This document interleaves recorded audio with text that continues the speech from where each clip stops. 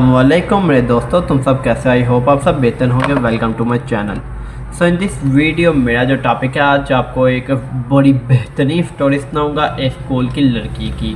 वहाँ से स्टार्ट होती है और इसका अंत बहुत मज़े का होगा। ये पूरी स्टोरी आप सुनने आपको बहुत दिलचस्प लगेगा और आप इसमें बहुत सा कोई अच्छा लेसन भी सीखेंगे। सो लेकिन सबसे पहले आप लोग मेरे चैनल को लाजमी लाइक सब्सक्राइब और बेल आइकन लाजमी दबाएं ताकि मेरे आने वाला हर कंटेंट आप सबको सबसे पहले मिल सके। सब मैं स्टार्ट करता हूँ अपना कंटेंट।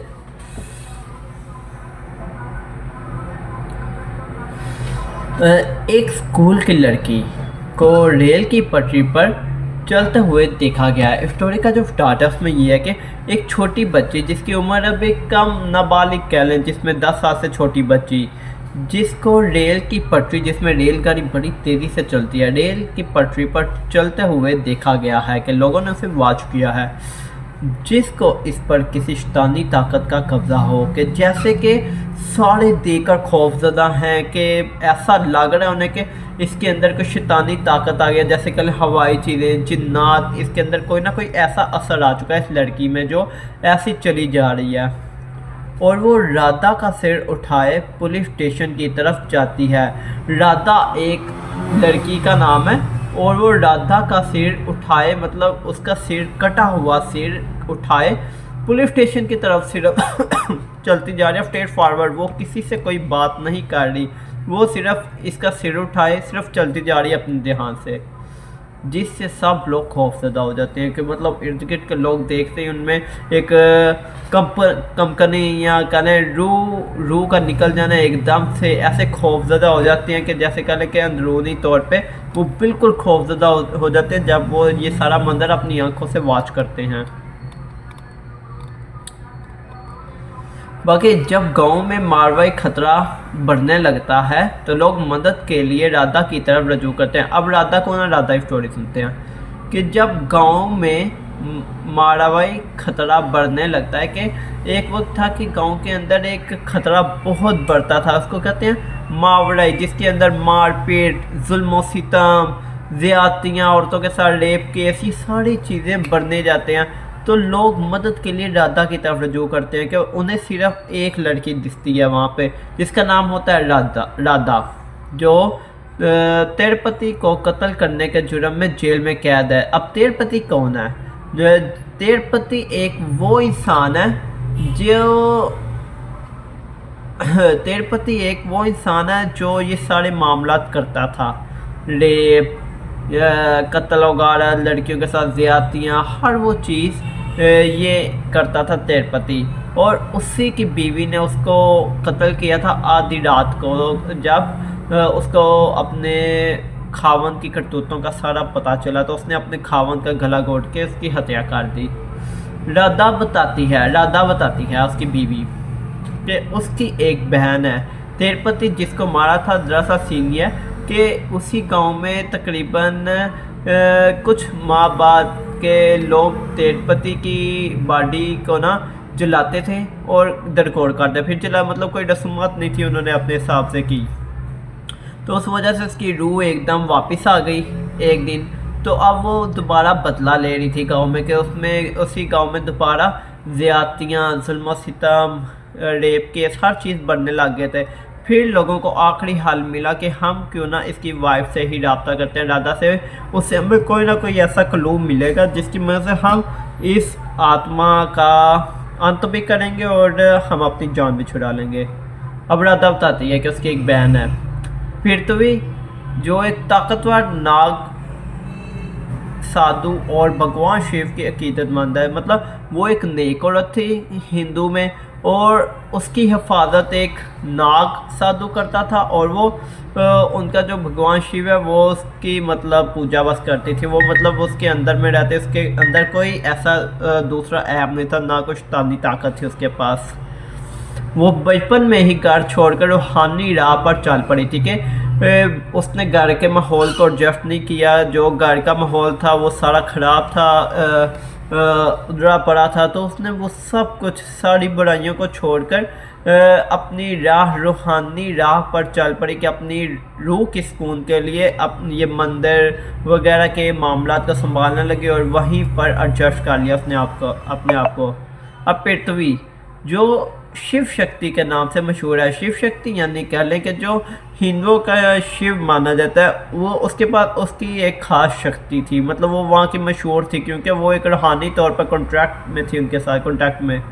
भगवान शिव के दर्शन के लिए 11 अरब मरतबा ओम नमः शिवाय का जाप कर रही है कि वो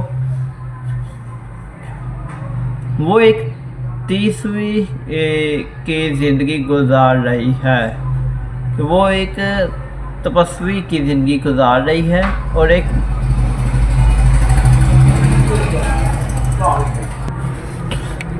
और उसकी हिफाजत एक नाग राज कर रहा है।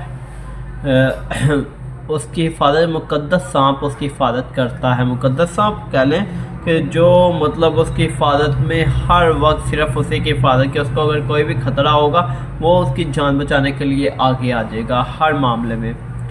अब आगे चलते हैं। 12वीं फिल्म के इंटरवल में ज़रा पहला ओडेला पहुंचती है कि ज़रा पहले ओडेला पहुंचती है कि जो उसकी बहन थी वो उनके गांव ओडेला पहुंच गया जहां उसके भाई ये करतूत कर रहा था। उसका दाखिला ड्रामाई अंदाज में दिखाया गया है कि उसका जो दाखिला था एंट्री थी वो ऐसी दिखाई गई थी जैसे कोई ड्रामाई हो के ड्रामा कर रही है कोई, जब वो चंद शराबी और जालिम मर्दों को मार डालती है कि अब वो एक नेकड़ू होती है।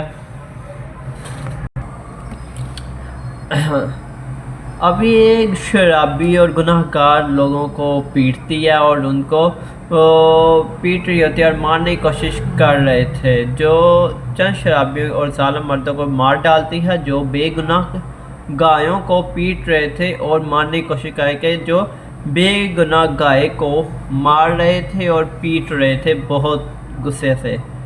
उसके इस बहादुराना अमल से ओडेला के लोगों के दिलों में निजात की उम्मीद हो जाग जाती है कि उसने एक ऐसा काम किया था जिसके अंदर उस गांव के सारे लोगों में एक तपस्या आ जाती है कि नहीं यार, ये लड़की में कुछ ना कुछ तो है, ये लड़की कोई अच्छा काम करेगी हमारे लिए और हमें इस बला से भी निजात दिलाएगी।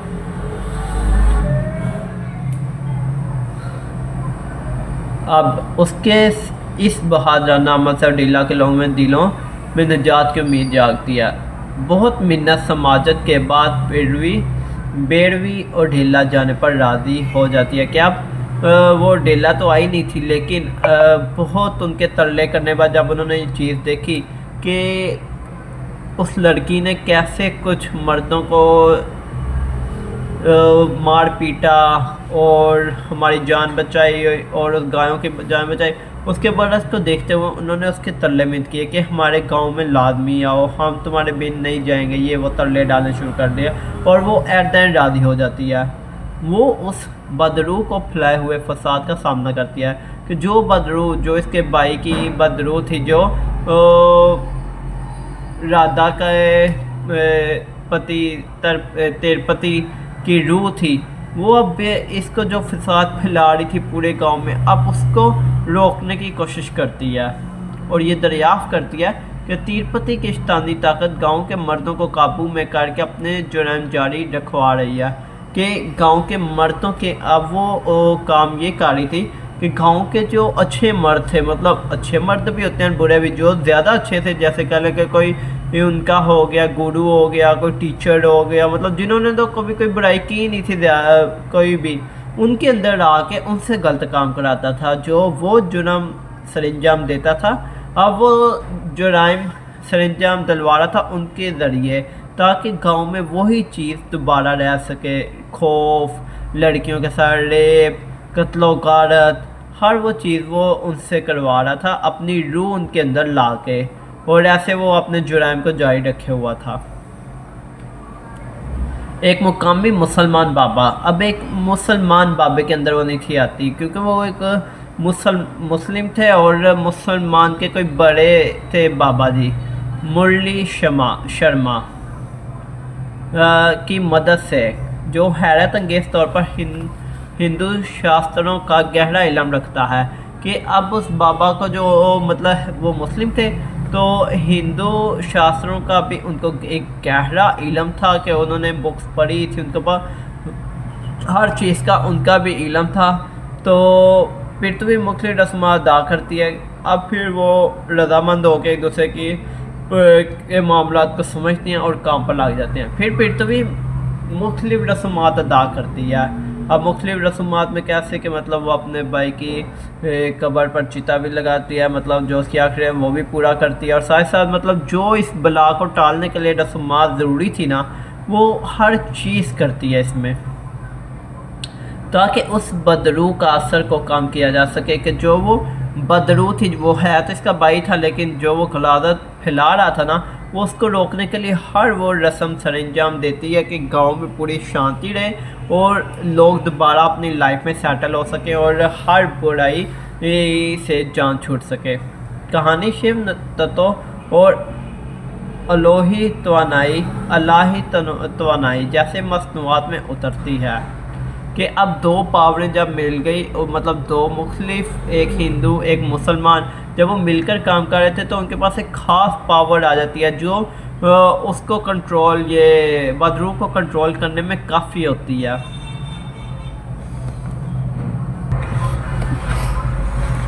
और फिर पृथ्वी को एक देवमालाई ताकत के तौर पर दिखाया जाता है कि पृथ्वी जो उसकी बहन थी उसको एक देवमालाई के मतलब दो ताकतों के तौर पर उसे दिखाया जाता है इस फिल्म के अंदर, जो दुनिया में तवाज़ुन वापस लाने के लिए पैदा हुई है। कि वो ताकत सिर्फ दुनिया में मतलब कोई भी ऐसे मामला हुए हैं, कोई दो नंबरी जैसे ये शैतानी ताकत कर रही थी, इन सब का खात्मा करने के लिए और शांति लाने के लिए ये ताकत इसके अंदर प्रवास की गई थी। आगे चलते हैं। शहर से चंद सहाफ़ी, मतलब अब ये इनका तो एक गांव था, तो शहर से चंद सहाफ़ी, इनका जो शहर था वहाँ के चंद सहाफ़ी और डियाला की सूरत हाल पर रिपोर्ट बनाने के लिए आते हैं। और डियाला मतलब जो इनका गांव था वहाँ पर आते हैं रिपोर्ट तैयार करने। वो गलती से अपना ड्रोन तिरुपति की कब्र पर गड़ा देते हैं कि तिरुपति जिसकी आत्मा को इन्होंने शांत किया था और मिल के सारा काम किया था, उसके ऊपर उनका ड्रोन गिर जाता है। कि जब वो ये सारी स्टोरी देखते हैं उनका ड्रोन वहीं गिर जाता है। दिन के वक्त कब्र की निगरानी पर मामूर एक गांव वाला उन्हें वहाँ से अब भगा देता है। कि दिन के वक्त एक बंदा उधर ड्यूटी दे रहा होता है, गाँव का ही आदमी। अब वो सारा जायजा लेने के बाद उन लोगों को वहाँ से भगा देता है कि यहाँ इसके इर्द गिर्द कोई भी नहीं आएगा। तो लेकिन रात में एक सहाफ़ी ड्रोन वापस लेने के लिए दोबारा कब्र के पास जाता है। कि उनमें से ही एक बंदा चाहता है कि उसका ड्रोन बड़ा कीमती होगा, वो दोबारा जाता है अपना ड्रोन लेने उस कब्र वाले एरिया के पास। वो कब्र के गिर्द लिपटी खारदार तार में ज़ख्मी हो जाता है। कि जो उसकी तार होती है कब्र के गिर्द उन्होंने लगाई होती है कि कोई बंदा उसके करीब ना जाए, तो उसका पाँव फंस जाता है और वो बहुत शदीद ज़ख्मी हो जाता है, उसका खून बहने लग जाता है और उसका खून उस कब्र के ऊपर टपक टपक के गिरता है, टपक टपक के पॉइंट्स गिरते हैं, जिससे तिरुपति की बदरू जाग उठती है। कि खून रूहों को पसंद होता है तो उसकी रूह फिर जाग उठती है। ये बदरू पृथ्वी के पास जाती है। सबसे पहले उसने मतलब जिसने उस बदरू पर कब्जा करके उसको ज़मीन दर गौर किया था, मतलब सारे जुराइम को भगाने के लिए पृथ्वी का यूज़ किया गया था। तो फिर बेरवी के पास सबसे पहले वो जाती है नापाक इरादे से कि इसका वो इज़्ज़त लुटेगी, कि इसके पास इसकी सबसे पहले वो, हालांकि है था भाई लेकिन है वो बहुत बड़ा कह लें कमीना था कि जो हर लड़कियों के साथ नाजायज़ ताल्लुकात बनाता था नापाक इरादे से कि उसकी इज़्ज़त लूटे। मगर बेरवी को उसका मुक़द्दस सांप बचा लेता है। कि उसके पास उसका एक मुक़द्दस सांप होता है बेरवी के पास हर वक्त, जो आपको मैं पहले स्टोरी स्टार्ट में बता चुका हूँ कि उसका सांप उसकी हिफाजत के लिए आगे आ जाता है और उसकी हिफाजत करता है, जो हमेशा उसकी हिफाजत करता है, वो हमेशा ही उसकी बस हिफाजत में लगा हुआ है वो सांप। इसके बाद बेरवी और तिरुपति के दरमियान गांव के मज़ाफ़ात में खौफनाक आमना सामना होता है। उस लड़ाई के बाद दोबारा अब बेरवी और तिरुपति जो आज़ाद हो गया, दोबारा इन दोनों के दरमियान गांव के मुसन्नफ़ात में एक खौफनाक आमना सामना होता है, जिसके इख्तिताम पर दोनों एक दूसरे को धमकियाँ देकर वहाँ से रुखसत होते हैं। और मतलब दोनों को चेतावनी देते हैं दोनों। वो तिरुपति से कहता है कि तुम मेरा कुछ नहीं बिगाड़ सकती, ईटीसी और ये सब कुछ। और फिर वो कहती है कि मैं इस गांव में शांति ला के रहूँगी और ये वो। उनमें मतलब बड़ी लड़ाइयाँ होती हैं और वो धमकियाँ दे के एक दूसरे चले जाते हैं। अब आगे जूझू लड़ाई शिद्दत इख्तियार करती है, बढ़ती जाती है। बेरवी को गांव के तोहम परस्त लोगों की को मुतहद करने में मुश्किलात पेश आती है कि जो मतलब झगड़े में थे, जो मतलब कह लें कि हम परस्त यानी अलग-अलग थे, जैसे कह लें यहाँ हिंदू मुस्लिम थे, उन सबको एक करने में बहुत मुश्किलात आती हैं। और उनके भरोसे के दरमियान फंसे हुए हैं, जो कुछ भरोसे के दरमियान फंसे हैं। बाबा ये लोग बदरू के खौफ और जैली तांसर को व फ़कीर तिरुपति की बदरू गांव में दहशत की आंधी फैला देती है। वो अपना विश्वरूपम यानी देव रूप धारण करता है, जिससे मतलब वो बाबा मुरली बाबा, जिससे पूरा गांव हिलकर रह जाता है। वो जाहिर करता है कि उसने शैतान को की पूजा की है और अब वो 5 अनासिर ज़मीन, आग, पानी, हवा और आसमान पर काबू रखता है। वो ओडेला के गिर्द एक लकीर खींच देता है। जो भी जानदार, चाहे इंसान हो, जानवर या परिंदा, इस लकीर को पार करेगा वो बेरहमी से मारा जाएगा। वो हुक्म देता है कि कोई स्कूल, अस्पताल या काम पर ना जाए और कहता है कि ज़मीन अब फसल नहीं देगी। यानी वो तिरुपति की रूह होती है जो बहुत बड़ा यानी ये कांड कर रही होती है।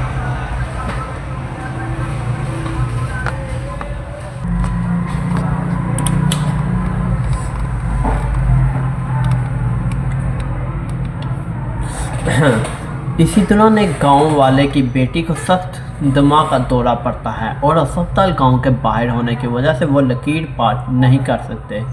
वो बेरवी के पास मदद के लिए आते हैं। बेरवी उसी की बहन है जो सबकी मदद करने को तैयार रहती है। बेरवी कहती है कि उसकी बहन राधा, जो अब जेल में रहा हो चुकी है, लड़की को बचा सकती है, क्योंकि राधा तिरुपति की बीवी थी और पृथ्वी के मुताबिक शादी के बंधन सबसे ताकतवर रिश्ता है कि राधा एक तो उसकी बीवी थी, तो वो हो सकता है इसको क्रॉस करे तो उसको ना कुछ कहे। राधा तिरुपति को बहकाने के लिए दुल्हन के लिबास में तैयार होकर